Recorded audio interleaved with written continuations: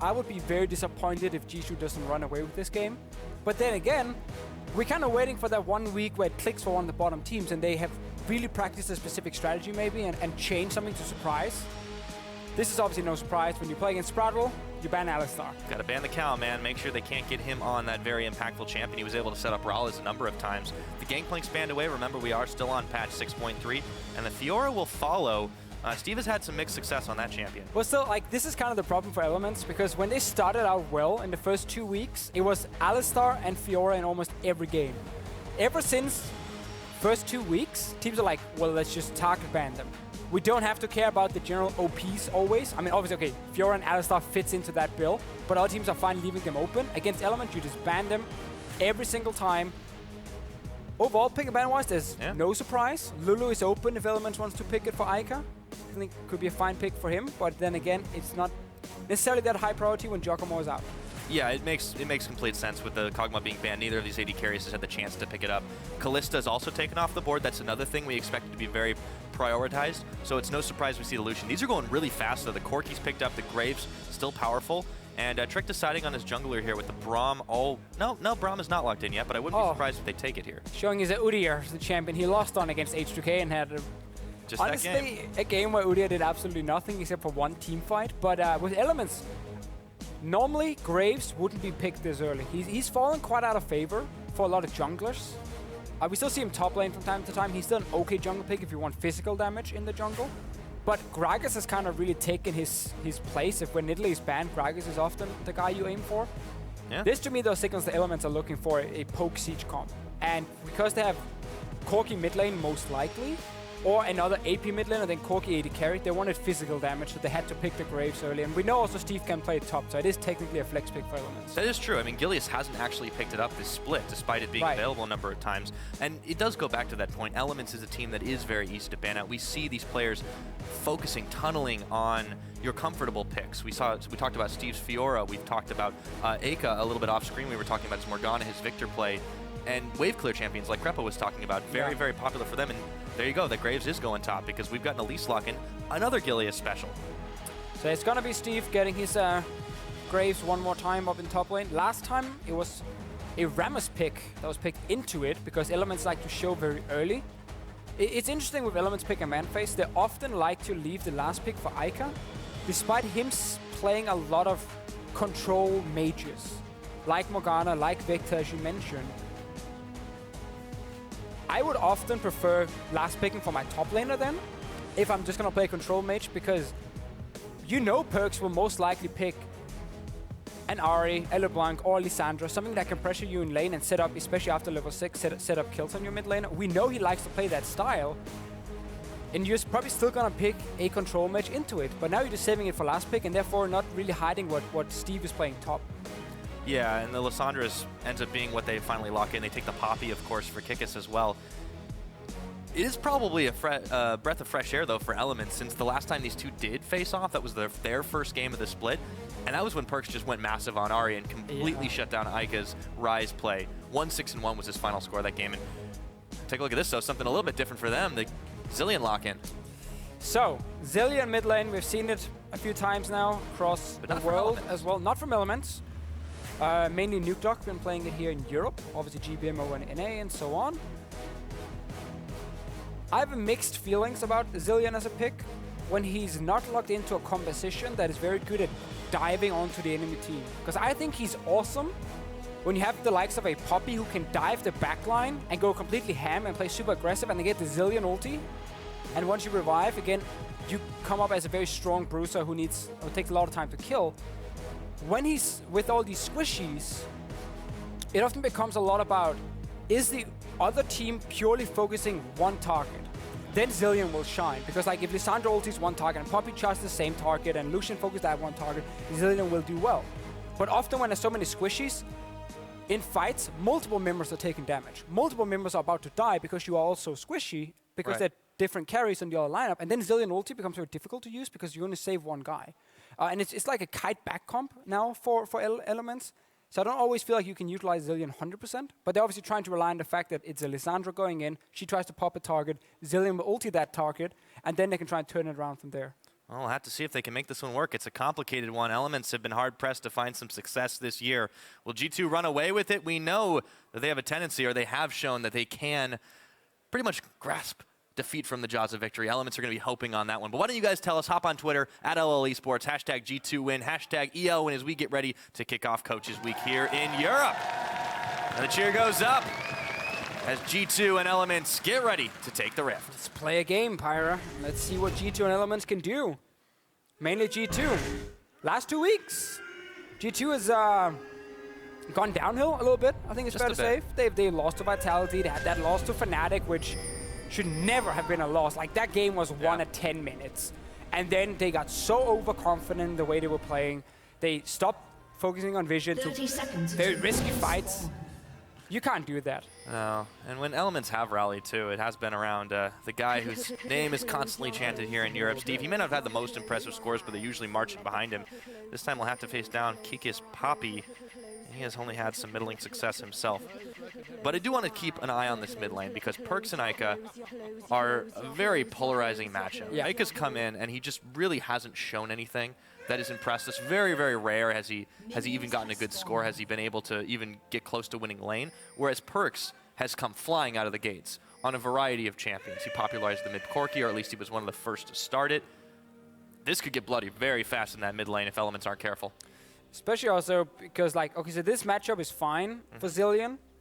There's no kill pressure before 6, and that's where Zilean can often survive it because of his own ulti. Lane swap spotted. See what happens top. It's a bit late to react to this one. Steve might have a rough time to start. Emperor and Hybrid are going to chase very deep. No need to get the deep vision, as they already know what they'll be up against for the time being. I like the play, though, from G2. In the case, they're just seeing, is it going to be 2v2 top against Corki Thresh?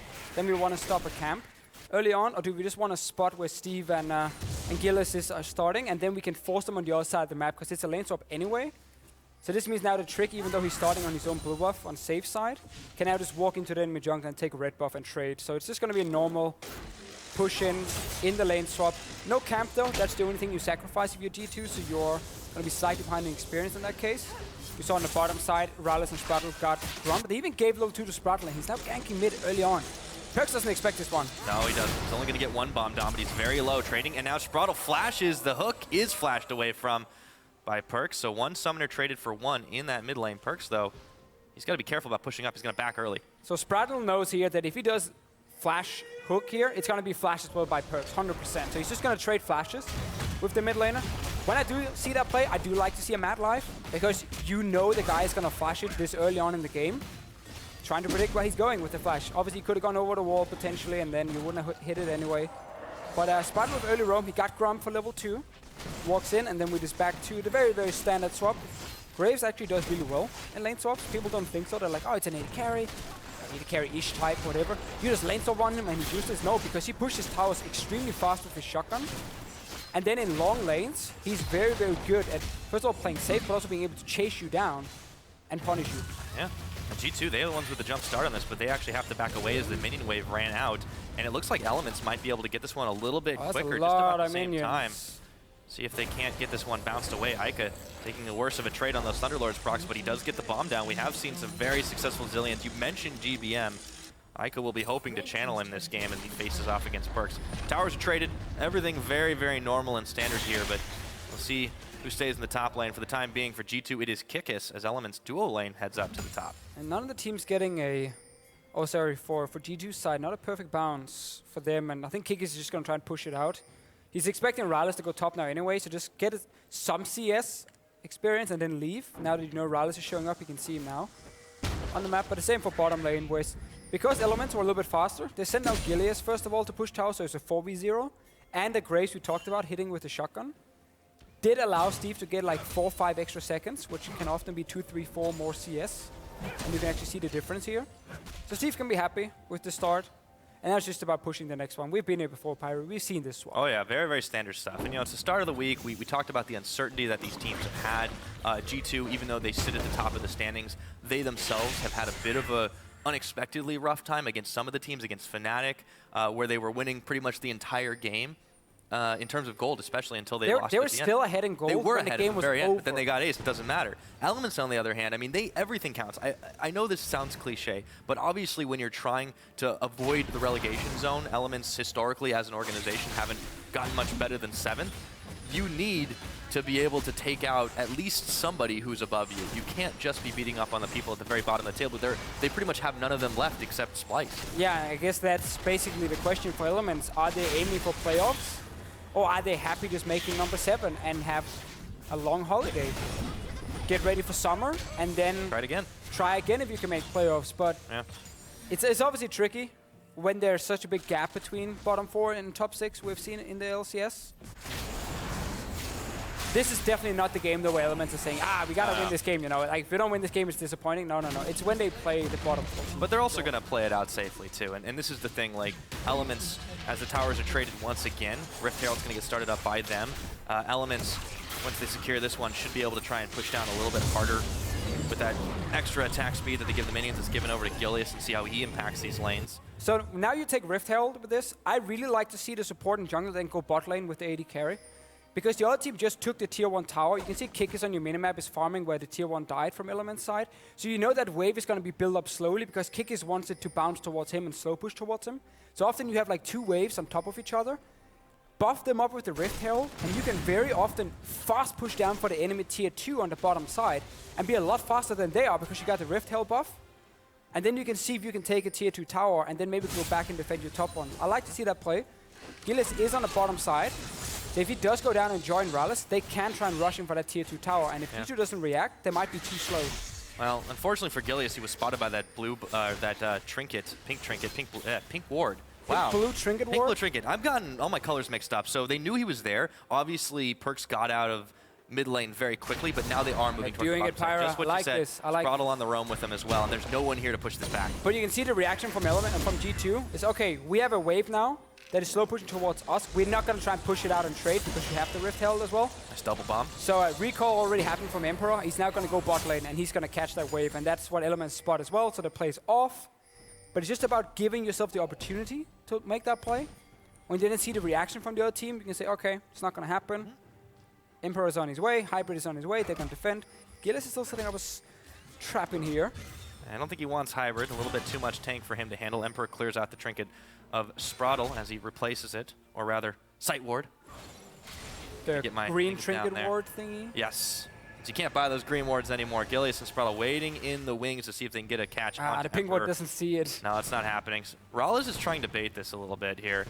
Let's see. Oh, they know he's there now. Wait, they saw the walk in place, surely. Or unless they were just around the corner and they didn't actually see the placement of it. Because they don't see it with the pink ward there.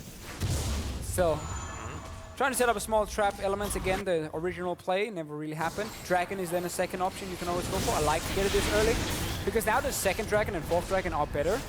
The 5 dragon strategy is stronger to go for. It is still not the best when we compare to taking towers and so on. No, but they're not losing anything for it, right? They did the same thing with Rift Herald. They took advantage of their numbers temporarily on the top side, and they were able to pick up an advantage. They were able to do it again here. They may be behind in the gold, but that's very, very slight right now. It's a very even game because no team, or rather G2 especially, are not really trying to make a very aggressive play. And at the moment, I feel like they're giving up unnecessary things to Elements. Well, I mean, they lost the dragon because Elements made the push on bottom side. G2 were happy to saying, you know what, we just want to catch farm. Because Kikis had been denied a little bit, and then he had to go top compared to Steve early on. And he just wanted to push out safely. Steve is still going to get ahead in CS, but honestly, I think for G2, they were fine with this. Obviously not great for them, but they were a bit slower on the play. Oh, Gillis, beautiful cocoon. Timing with the claw coming in. But still, it's what happens when you're just like slightly behind in tempo, how fast you can kill the tower. You often have to accept that the other team will then make a move first, and you just have to react to that move. And therefore, you often have to surrender just a little bit. Losing early dragon is not the end of the world. That's very true. As long as they kept even in farm and experience, that's what they were aiming for. Yeah. G2 for themselves. Definitely focusing fairly heavy around this bottom side at the moment, but you of course still have Kikis trying to 1v1 versus Steve. Kikis, this is a guy we haven't really seen play a lot of carry champions. He has one Poppy game under his belt. Of course, it was a win versus Splice a couple weeks ago. but overall he's been much more focusing on those big tanks. We'll see if that really starts to turn in his favor as he takes the hammer to Steve. Trades well. And that's the funny thing about Poppy. I mean, technically she is a tank. See Perks mid though. Yeah, a bit of an off tank. He's trying to bait the ulti from Ica, so he can go in the second time, but Ica has cleanse as well, so he's like super defensive. He's very squishy with this build though. Tier into large rod. Not going for Rod of Ages for Ica. Just gonna stack that one up, wanna aim for even more when it comes to his scaling. Okay. Fully stacked tier, Gilius. big mana pool. Gilius is looking for a gank. Not a lot of minions there.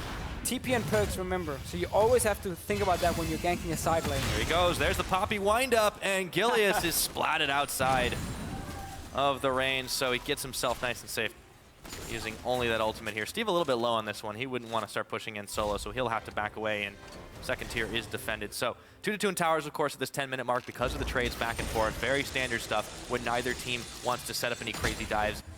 G2, you know, we call them kind of, at least I call them the YOLO team out of all the top tier teams.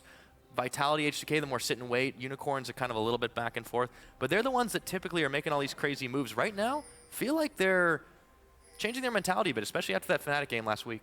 I mean, that's what we got to see, right? Because the game after they played Fnatic was a stomp, like we normally see from G2 against one of the bottom 4 teams on Friday, or last Friday. But yeah, they are a team who's very focused on always moving forward, never really moving back. It's always like, can we make a play here? Can we set up a fight? Can we, you know, gank with trick when teams don't expect it? And it's something that's good for them, but also can be bad. Emperor getting flash. Gil is trading flash for flash, and we can already see what G2 wants to do with their comp. Very standard 1-3-1. You have double teleport, no surprise. Move Perks to the side lane as early as possible. Once you push in the wave here, it's so risky for Elements to start making plays on the other side of the map because of teleport from Perks, compared to whoever is sitting and defending against them without TP. Like now it's Rallis. G2 honestly should have been ready to contest this Rift Herald. They could have gotten a very good fight right here. But Emperor had moved to the bottom side because of his flash. But like that was literally like a perfect opportunity. You had TP Perks on bottom side versus Rallis. You had members around the Rift Herald. If G2 had been faster to react, they would have moved in, stopped the Rift Herald, and tried to set up a TP play from Perks and gotten a 5v4. Yeah, a little bit curious that they're just not pulling the trigger on these moves right now. Three Kikis members in farming, the mid. Emperor had gone down to bottom side. They were just a little bit out of position, honestly. Yeah, at least they're starting to hit these powerful levels, though, to a degree. You know, the Sunfire Cape finished up for Kikis right now. You have the Abyssal Scepter now finished up for Perks. A little bit more power in their pocket. You're still waiting on the Essence Reaver for Lucian. But Roaming Boots completed for the Braum. Still very, very valuable, those Boots of Swiftness. And Trick steals away himself, the Gromp. Perks on the bottom side. They're just kind of trying to push out, feel the wave here, and make sure that Elements can't really get a catch on him, trying to wait out some of that Elise power. Maybe not get themselves pincered by the Corki and the Graves, but there just isn't any move, any reaction from Elements either. The best way to play against Elements is playing 1-3-1 comps. Because the biggest weakness of Elements is understanding how to set up a play. Elements will always wait for you to make a move and then try and counter it. They still don't understand as a team. Talk about after because they see what happens. Okay, nothing. Yeah. Anyway. Keep on going. Elements as a team, they don't understand how to set up side waves. So with that I mean, in order to create a play, if you don't have a split pushing composition, you want to push out your side lanes, at least on the other side, push the wave to the other side of the map, so towards the enemy team, and then move from the side lane. Like, so you group in mid lane as an example. After you push the side lanes and you run in mid, so when the other team is going down to catch the waves near their own towers, near their own jungle, then you can hit the mid tower, or you can force a 5 versus 5 fight around the mid tower. But Elements are very, very bad at actually setting up these side lanes. They will always wait for you to push them down towards them, and that's why 1-3-1 combo always shine, because it means it can push the waves and then instantly just teleport away from you. And Elements will never get a 5v5. They'll get like a 3v5 and a 4v5, and that's not in favor of them. Gilius narrowly securing the blue. And yeah, it goes down to what speaking of Gilius, what he's really not been doing. You haven't seen him hang around in these lanes. With the 2 times he's gotten the Rift Herald, he actually has spent so little time in lane trying to help them push down. They just keep moving around trying to get picks off on this 1-3-1. And just look at the minimap right now. Rallis is still down on his side of the lane. Steve has just finally pushed up the wave mid to the middle of the lane. And Kikis is just going ham on him. Yeah, there's the ultimate collateral damage burned as well as the Keeper's Verdict. But Kikis comes off way better for that one. And instantly, 3 G2 members, they just start on this dragon. They've got enough damage. No one in position. Elements, they can't react, and that's all even on Drakes. Elements hasn't gone past the river the last 2 or 3 minutes. So again, when you play a composition that has to group up to be very useful with the Zilean, with the Corki, to actually pressure G2 on their towers and force a fight that way and allow yourself to poke with Zilean bombs into a Thresh hook or at least cocoon, like the CC chain Elements does have in like one hook, leads into a cocoon, leads into double bomb from Zilean. That's enough to kill a target, but it requires you to stay together as a group and do it. But they haven't gone past the river for the last 3-4 minutes. Yeah. So G2 are able to just constantly push out waves with the double TP and say, well, Elements, you're never going to group. Like, you're never going to get your chance to do this. And it's just a matter of time before we push in every lane, and then we move into your jungle, set up our vision, and then we start just diving you. Right? With Lissandra, Gragas, Poppy, we just start diving you and kill you. And that's another question. How well are they even going to be able to fight when they group up? We talked about this a little bit in the picks and bans. They looked like they were setting up for a poking comp, a very lightweight comp that can dish a lot of damage but can't take a lot back. Yeah. If G2 start rolling ahead, rolling forward, that familiar snowball, Elements should just crumble under this pressure unless they can get some catches, and they just haven't been able to do anything. We're approaching 16 minutes, no first blood in all of this. And Steve going for Death's Dance. Not an item we see that often in the European LCS.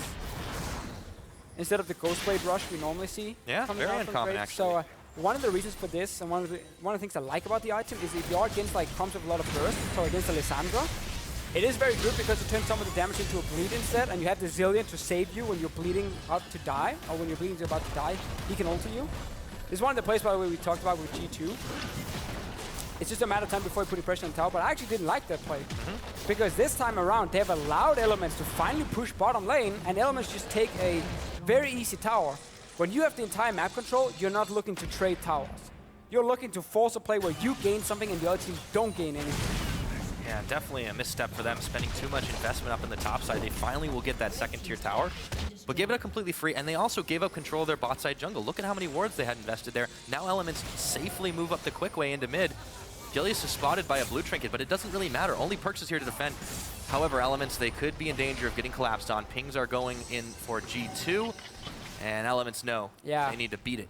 Definitely not a fan of that play here. Emperor was sitting topside, even though that was double TP from G2. Just put your Lucian mid. Put him mid lane, let him sit there. He can always call in the wave if needed, and just play the side lanes with your double TP. It's a lot more effective if you want to set up these plays, because once you have control of the two side lanes, again, moving into the enemy jungle becomes so much easier. And that forces whoever's wave clearing mid lane for Elements to play more passive. Because if Lissandra's sitting bot and she suddenly disappears into your jungle and you don't see her anymore, you're not going to push your lane in mid. You're obviously going to go back to your tower and be like, well, there's a chance I'm going to get killed now. So I have to sit on the tower. That means Emperor can push first and allow G2 to also get control of mid lane. So I didn't like the assignments there from G2, also resulting in a trade. Elements finally getting past the river. Yeah, they're definitely having some growing pains, I think, trying this composition out. It's just such a different style we're seeing from G2. They're typically one of the most bloody teams we see in the European LCS, one of those stats we like to track, how many kills and assists they have at a certain point in time. This is just a massive outlier game for them, facing off against Elements here. I don't know if it comes from, I mean, you say respect, but this is one of the bottom tier teams. Well, I mean, it comes down to also being a lane swap, and like that's what happens in lane swaps. Lane swaps are not like unique, they're not special. There's a very set, I'm going to call it almost a schedule. You have to follow in a lane swap and go like, okay, at minute 1, here's what we need to do. At minute 2, here's what we need to do. At minute 3, here's what we need to do. We have to like be at the tower at this point. We have to kill the tower at least by this point, and then move on and move on, move on. So when you play G2, who normally does really well in the laning phase, I do like G2's lane swap on them. Because it does mean you trade even, or you should trade even in the early game, and you don't risk falling behind two strong laners. So I think Elements has played this game correct in that way, in lane swapping. Yeah. And we see both teams kind of having a strategy prepared against each other. One team is happy playing the lane swap game. Another team is happy playing the 1-3-1 because you're against Elements, who, again, as I said, are not very good at playing side lanes. Yeah, very much just a tit for tat back and forth, but no serious action that might change as Steve is caught by Kikis. A lot of damage dealt to him with that hammer, gets the knockup on the Keeper's Verdict. In comes Trick. That's going to be it. First blood. Oh, not yet, because Aika gets the ultimate on, and he's pulled back to safety. Kikis and Trick bombs on each of them. They will look to take the turret. Zilean denies that first blood. We're almost 20 minutes in, still hasn't happened here. And a tower will fall in the mid. That's the number 4 for G2, so they even out with Elements. And yeah, only one teleport for G2. That's on Perks. Going in again. Oh, big ultimate. And now Perks comes in just a half second too late. Hair trigger there as they decide to try to get the action going. Perks takes one bomb, not a second. Played backwards into the box. Throttle taking a lot of damage. Perks has to Frozen Tomb himself, and that's going to be first blood. It's picked up by Steve. Looking for more. Gets himself a double. That's 2 for 0. Emperor now running from Gilius, and Elements have made a power move as Baron spawns on. Gilius looking for some blood, and he should be able to secure it right outside the Baron pit, unless Emperor can't get the outplay. Spider's too explosive as Rollis goes in. It's one thing after another. Why not? Kikis on the run now. 3 members down. Elements didn't lose a man in all of that. And they're going to get mid tower. Yeah, so many things here for Elements. Again, G2. They were playing only on 2 lanes. They were once again actually allowing Rollis to have a push on one side lane and get to a tower. They had only one teleport, as we mentioned, and they were setting up a fine play mid at first. Got that ulti from Ica, and then took mid town. That could have been enough, but they wanted more. Let's see what happens because they're going in. Oh, big Braum ulti now. All of a sudden, Elements a little bit too low. Overstay their welcome. It's Spraddle who's going to pay the price for this one, but Hybrid's low on his health as well. Trick picks up a revenge kill. 1 to 3 is now the total. It's just broken wide open after the latest first blood we've had here in Europe. Here. Perks around the side. They may not need a big barrel once again. That's how long this has gone back and forth. Ica's got the ult on himself, Chrono Shift, but he's not down. It's Perks. Claws down 1. Takes out Steve. Forces the flash of Rollins, and Ica's getting hunted. Trick a lot of damage on him. Speedy Zilean, but can they kill him? Looking for him. Kikis sends the hammer flying. It's Corki who's out, but not dead. And Emperor will pick up a kill to answer it all. Some hectic action after 20 minutes of movements around the map. Yeah, and we normally say that G2, they only understand one thing. That's like moving forward. That's exactly what they did before. After getting that ulti from Ica, they're like, guys, let's just go for dive. We have 5 members here, only 3. They jump in. It's a good engage from Trick, but the follow-up is not coordinated. Perks needs to go in with the claw when Trick is jumping in already, so he's there instantly. He came in very late. That cost them the dive. Sets up a few kills for Elements, but then we see Elements do exactly the same. After they actually get the kills, get mid tower, they overstay and push in for another tower, and then G2 gets to respond. Gilius didn't have the Baron to jump to, so has to just flash over. Despite the mistakes, though, this is one of the better displays we've seen from Elements as this replay continues. It was one continuous act of aggression. Hey, remember Elements' composition wants you to attack them so they can hide backwards. Even better on a tower. Like here, Elements should just stop. Like you don't want to go for another tower. You're against teleports. You take that mid tower tier 1 and you just back away. Because now you actually gave G2 a chance to get something back. This could have looked really bad for G2. Instead, Kikis teleports in, Perks teleports in, and you're too low with your Elements to fight here. It's tough though because you get super hyped. You get like 3-4 kills, it's all looking great, you're yelling, just go forward, and then you realize you overstepped. And then Trick had his ultimate already back up, so that whole duration, it starts with one bad big barrel, and then comes in with a really good one, and they managed to just take out even more off of it. So 3 to 4 is the kill total. Elements are looking to start this dragon as we come back into real time. But G2 are looking to fight it. Kikis has found Steve around the side. Spraddle taking a full culling to the face, or the back of the head, I should say, as he gets a hook in. Hammer sends the Spider flying.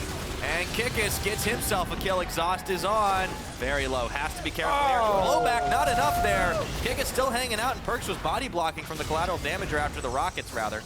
So Elements lose 1, but it's only their support. They start up the dragon again, and G2 look to stop them. Elements playing that fight very scared, despite having ulti from Ica this time. Some low members they didn't go for, didn't want to use the ulti on Spraddle. There we go, smited away. Gets the dragon, those the second dragon Elements. They get the tower burn available to them. Let's see if they can start pushing on this and sieging. Still, you have seen how squishy they can be, especially when they face off against a full health G2. Yeah, we do see again some adaptations then for Elements in the item builds, because they know they are so squishy. We talked about the build from Steve before, Death Stance as well, so good for the sustain with Braves. When this comes to like pure physical damage, giving you HP back, and then as we talked about that bleed effect against some of the burst from G2, bleed effect will negate some of it, and yes, you will take the damage over time, but that's where the Zilean ulti will shine. Stair's Gauge, we're gonna see probably more of the Mortials from him as well, and he just becomes that really weird champion to play against, because you look at aggression, you're like, he should be squishy, right? We should be able to burst him down, but then like double shield is proccing and the bleed effect and everything, and suddenly he actually becomes quite tanky. and still being able to deal a lot of damage. He's a very strong bruiser in that sense. Yeah, not to mention the Merc Treads too. It'll be hard for them to lock him down for a large amount of time. So Steve will be like the front line in some sense. And he's then the tank of this team. You're going to get Locket from Sprattle. You're going to get Gillis building tank as well. And then you suddenly, that's how you kind of try and make up for it. Yeah. Of course, Gillius hasn't quite gone that route just yet. He's starting to with the Giant Spell. Oh, Abyssal is good fun. Yeah, that's true. But he's also, of course, got the Runic Echoes. Seeing it fairly common. Steve is taking a little bit more damage. He sends the collateral damage out onto Kikis, but the hammer just keeps on coming. Meanwhile, Ikas is running forward into Trick before he flashes. Not quite enough time, and Steve gets outplayed by Kikis. I guess it wasn't too hard when he took the hammer to the head too many times. G2 now trying to force down mid. Might turn their attention towards bottom side, but Kikis is already backing away. Look at Rallis again. Still like they're just saying to Rallis, and we have double TP, we don't care about what level lane you're pushing, we're just gonna go straight mid. You have double TP, so you have a guy sitting in that lane, and when Rallis is pushing, you just make a play and you TP in. Instead of letting him constantly push it down over and over. This time they got a mid tower for it, because Elements lost Steve, so they couldn't defend. But like, it's very fun to see how they're just allowing Rallis 3 times now to push his side lane. He has gotten 2 towers from it. Didn't get anything here. Again, Steve died, so it was bad for Elements because Steve went down. And obviously that's one of the issues. You don't have any armor penetration in this build here for Steve against a Poppy who's currently sitting on 226 armor, 25 minutes in. Great scaling W for Poppy. Shotgun shells are just going to start bouncing off.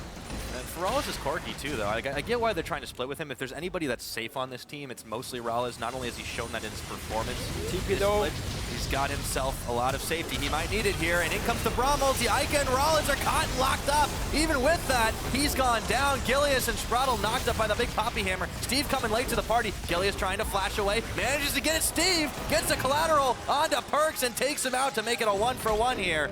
Let's see if G2 can find any more. Sprattle on the run, and they traded even. I cannot believe how that went.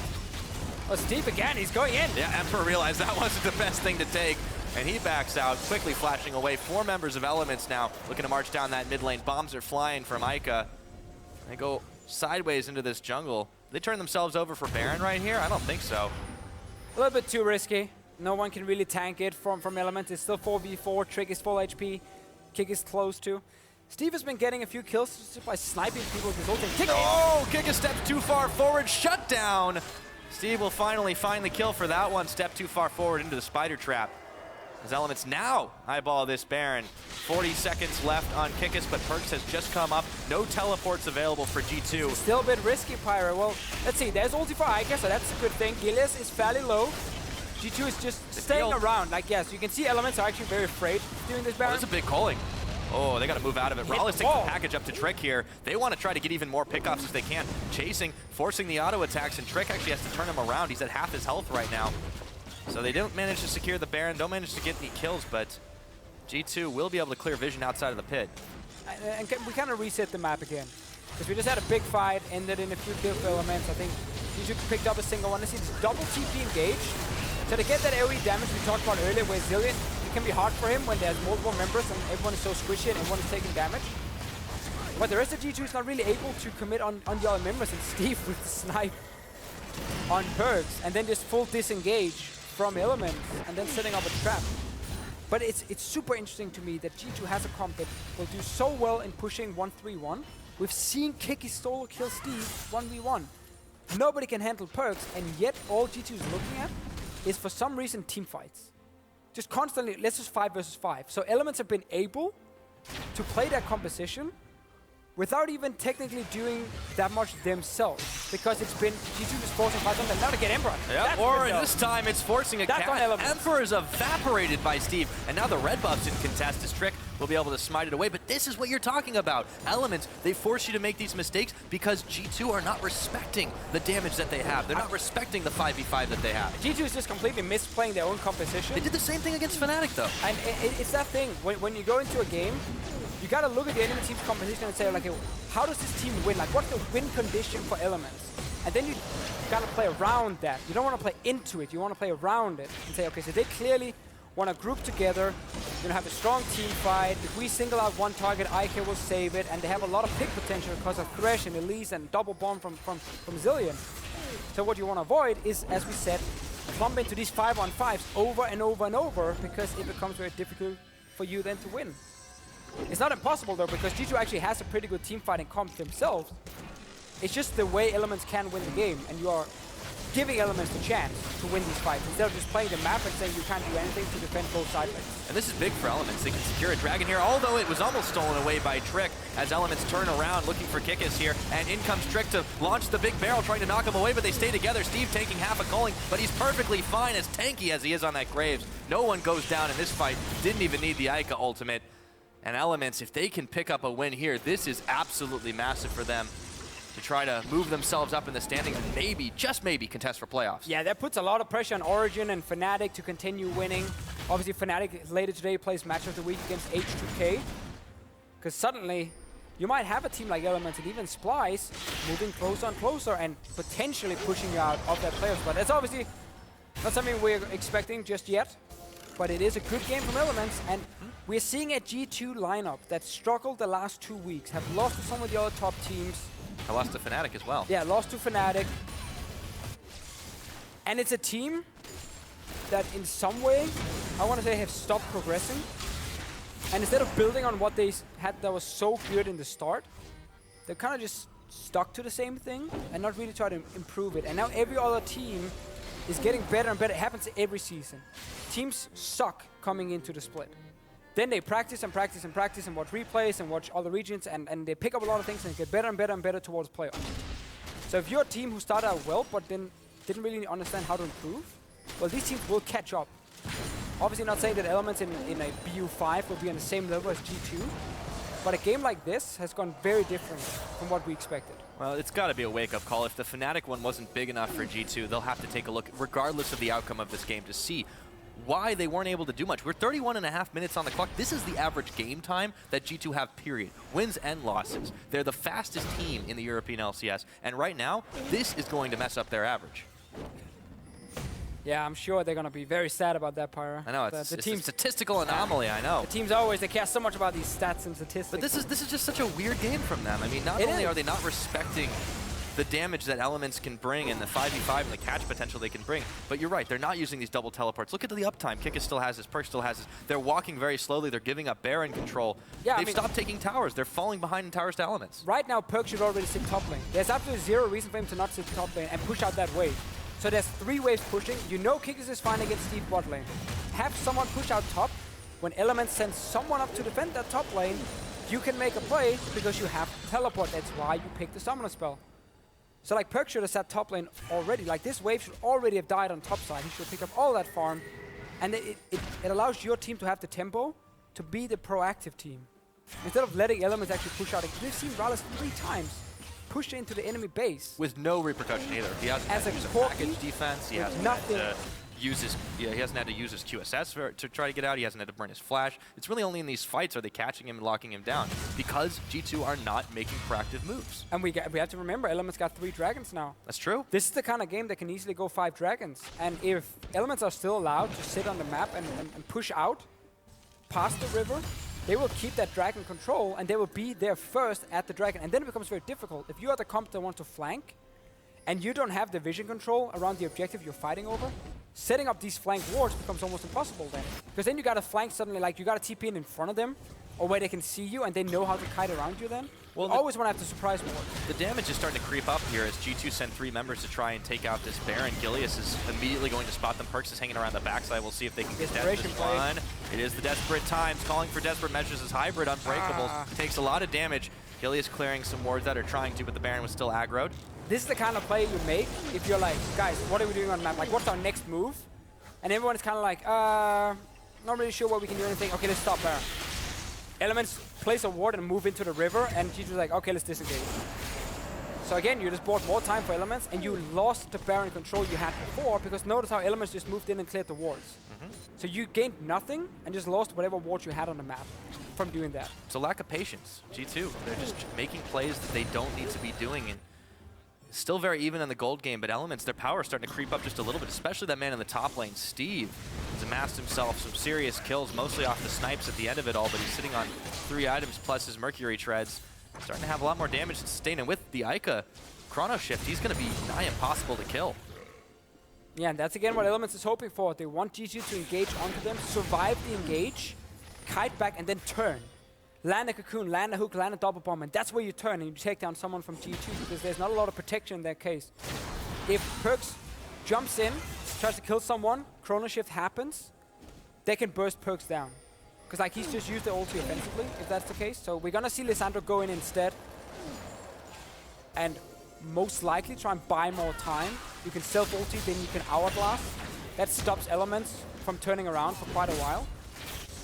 And then you have like the Gragas, you have the Braum, you have the Puck, like a strong front line, and Emperor taking some damage. Oh boy, that was just one big rocket as Trick is trying to turn it around, flashing forward. Spraddle might be in trouble. They get, however, a little bit of cocoon onto Perkz. Gilius now being chased back. Spraddle already down. G2 realizing this is the time they need to fight. Spider jukes as Gilius flashes away and turns the way they didn't expect. He should go down here though. They just need another Braum proc. Should be able to do it. Taken out. Perkz gets the kill. Kegis goes in. Elements are only 3 members here. There's the frozen tube from Perkz. Steve is exhausted, but he's still great, still tanky, still doing damage, but it's not going to be enough. Finally falls down. Ica can't get his ult in time, or he'd already used it, and now Steve is back up a second time, but gets shut down.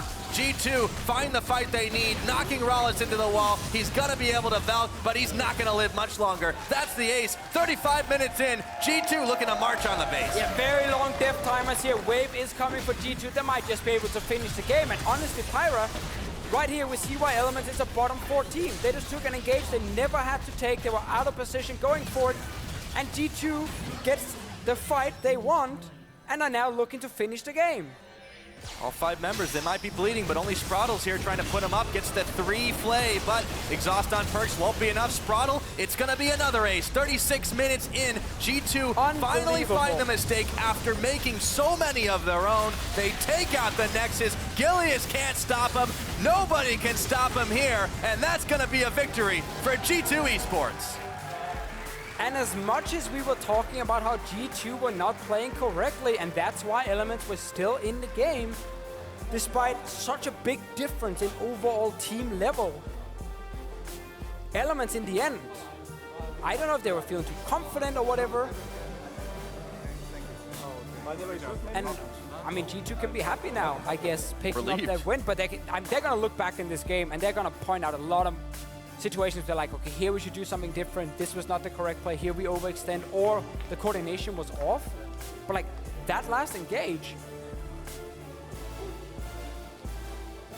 Yeah, that was finally what they needed to be able to take it home. And after so many, this isn't the only game where they've had to rely on a big mistake or they've had to turn something around that has just not been going in their favor. Unfortunately for Elements, they made so few mistakes relative, but they made one massive one in that catch in the later stages of the game that cost them huge. And this is why they sit lower on the table. G2... yeah, I mean, it's harsh to say, right? It's very harsh to say, oh, this is why you're a bottom 4 team right now. But a game like this, the ending like this, is just the thing that stands out. Like, if you want to become a top team, these kind of mistakes 35 minutes into the game, they can't happen. No. Like, that fight was Rallis jumping forward, trying to poke Emperor a little bit, while Gilius was still in the river near Baron, and Steve wasn't really in a position to teleport in, and they kind of like rush forward with a kite composition. A composition who wants you to engage on them and then kite backwards and then turn it. No more spell rotation, they just got caught out. They were the ones jumping forward. You had 3 dragons, Dragon was just alive, you could even walk down taking 4th dragon. G2 clearly didn't know what to do. Elements were in a prime position, honestly. Yeah. Well, we say they were patient like most of this game. That was the impatience. They said, oh, we can poke them out now. We can take them out now. And then they forgot they didn't have a team fighting comp. I mean, maybe it's again division. It's easy for us to see G2 with all the members around. And they're like thinking Emperor was alone and maybe they could catch him. But still, that's deep into the enemy jungle. This late in the game, going for a catch like that is more solo queue than professional play. Yeah, definitely a lot of mistakes from Elements, but for G2, they, like you said, they have to review that. They have to keep looking at those games, like the Fnatic one as well, and just see why are they not playing the composition out the way they wanted to. We'll have to see. I'm sure they got a lot to say, but we're going to hear from them a little bit more. Let's send it over to Krepo on stage. He's going to take a look at G2's victory. Hey guys, I'm here with Luka Perkovic. A little bit of a close game, closer than you expected, maybe? Yeah, definitely closer than I expected. Gonna take it back to picks and bans first. You're playing the Lissandra Zilean matchup. Last week, We saw Ryu get solo killed in that matchup. How do you think it plays out? Is it really hard to play? Like, is there pressure to be put for you on the Lissandra side, or is it just so hard against the wave clear? It's just that Zilan can just like literally perma push. Like he has a better wave clear than Lissandra, and if I get hit by bombs, since I'm so short range, I can get stunned. And then there's like gang pressure from Thresh and Elise, and especially Elise. Like Elise versus Lissandra is really good early game. I cannot really pressure him because if I go perma push and I have no vision set, I will just die. So I had to like just let him get mid priority and farm up. And then after, no problem. Then after I just go silent and I have more pressure than Zillion because Lissandra silent is really good. Yeah, so this was one of the first few games where we see you as in the mid lane not actually having that much pressure or kills. It kind of felt like it slowed down the game a lot for you guys. Do you feel when you don't have the winning matchup, G2 struggles a little bit in the mid game? I wouldn't say it's like that because I think we can play without the mid pressure. It just, I don't know, the game was just so slow. I don't even know what happened, honestly. It was just really slow and really hard for us to engage with them because of Thresh Lantern, Zillion ult, clans and stuff like that. Corki buying QSS second item was, they had a good siege comp and they played it actually pretty good. And last fight they just got caught out and we ended. Yeah, after a very slow mid game, you guys tried to force a couple of plays, the dive in the mid lane, the teleport top. That kind of backfired just a little bit. I see you smiling, so you must agree. Do you think you can't afford to make those plays? If you look at like Vitality and H2K in the first place, they seem to be a little more crisp in the macro game rather than where you guys have the edge in like the full-on skirmish. Is that something that worries you heading to playoffs? Well, definitely one thing we have to work on is just improving our vision control. Comes with the communication and overall vision. Once we improve that, I think we will be able to beat everyone easily. So once you play the game correctly, you can beat everyone. Okay, thank you for your insight, Luca. For more on that match, let's send it over to the analyst desk. Well, thank you very much. Great interview and always fun to hear from Perks. And we have his coach here with us, Joey Youngbucks Deltonpool. Welcome. Congrats on yet another win. Thank you very much. I always love listening to Perks because he's one of those players that just new burst onto the scene is doing really well, but is also really, really confident. How do you go about as a coach kind of managing and micromanaging that and also maybe his personality? Yeah, he's definitely an interesting character to coach. He's very talented and he's a little bit arrogant, but as long as he can back up his words, you know, he can be as arrogant as he wants. To that point, he has a lot of hype around him coming into the LCS. How have your experiences been with Perks on molding him to the way you want the team to play? Has that at all been an issue? It hasn't been an issue at all. I didn't expect him to be as good as he was coming into the split, but he surprised me in practice and he can play a lot of different styles. And in the beginning of the split, we just showed one style, but now he's going to the Victor, the Lissandras, even Lulu. So I think he's really easy to coach and he's also really easy to put on champions that might not be just good for him. Yeah, I love that you bring that up. Obviously, it's not just Perks, it's all the other members as well that have been showing strong play. But as you bring it up, he's transitioning to other styles as a team. Did you think that was a necessity? Because we have seen some issues with that go hard or go home style of G2 in the last couple of weeks. I don't think the go hard, go home style is a weakness of ours because all our fights are very calculated. We know that their fights are coming and we just like to put a lot of pressure on the map and pressure on our opponents and try to force them to make mistakes instead of just having a very slow game like this game where nothing is really forced out of the opponent. One thing, looking at Coaches Week as a whole, we've looked at is coaches that were players formerly. For yourself, when it comes to looking at vision control and these aspects of the game, do you think that's an advantage for you as a player previously to other coaches that maybe don't have the experience when it comes to talking about how you should move on the map? I definitely think it's a pretty big advantage that I've been a pro player myself. And I think that teams that aren't really high in the ranking benefit a lot from having a former pro player. And I think the better teams have more benefits from a live coach. So when I got into this team, I thought I was going to teach them a lot because they're a very new team and they actually really surprised me. So there isn't that much that I have to teach them because a lot of their players know more than I do about the game. But because I was a pro player, I can still ask the right questions so they can improve from that. Wow, some very good insight to start off with. Of course, we'll have you with us for the next couple of games, so we'll get to hear more from you in that. Because we're only one game in and just getting started. Up next, the Giants will take on Vitality as they look to avoid the Spring Promotion Tournament. Don't go anywhere. We will be right back.